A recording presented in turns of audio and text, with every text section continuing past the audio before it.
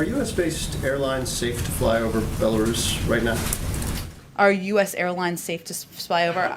There's not been an update, I don't believe, by our airline industry or by those who monitor the airline industry in the government in terms of giving new assessments or new recommendations on that, and I'd certainly defer to them. And then kind of following up on that, in terms of actions, is the U.S. working with NATO? What's the president's approach right now in response to what occurred over the weekend? Sure. Well, first let me say the president was briefed.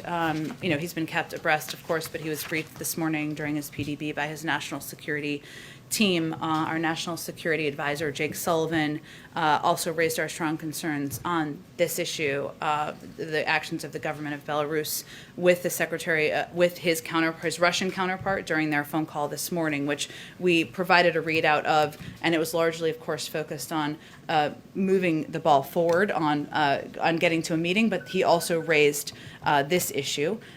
We certainly, since you gave me the opportunity to do this, condemn the Lukashenko's regime's ongoing harassment and arbitrary detention of journalists simply for doing their job. This was a shocking act, diverting a flight between two EU member states for the apparent purpose of arresting a journalist. It constitutes a brazen affront to international peace and security by the regime. We demand an immediate, international, transparent, and credible investigation of this incident.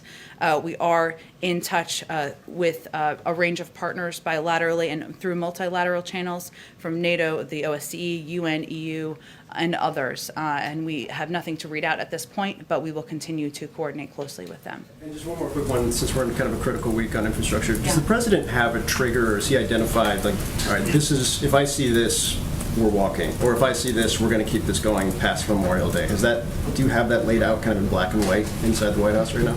I would say we're eager to see their proposal and see what they have to offer. And I think it doesn't take anything more than simple math to know that if we came down by $550 billion and they came up by $50 billion, they have a ways more to go. Go ahead. President Putin and President Lukashenko are very close friends and allies.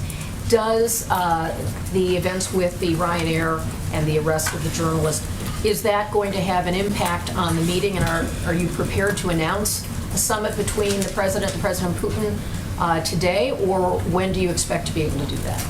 Well, I will say that as we provided in the call readout, our national security advisor did have a call with his counterpart, and it was an important step in that call was an important step in the preparation for a planned U.S.-Russia summit, the date and location of which we're not ready to announce at this point yet, and we're still working on the details.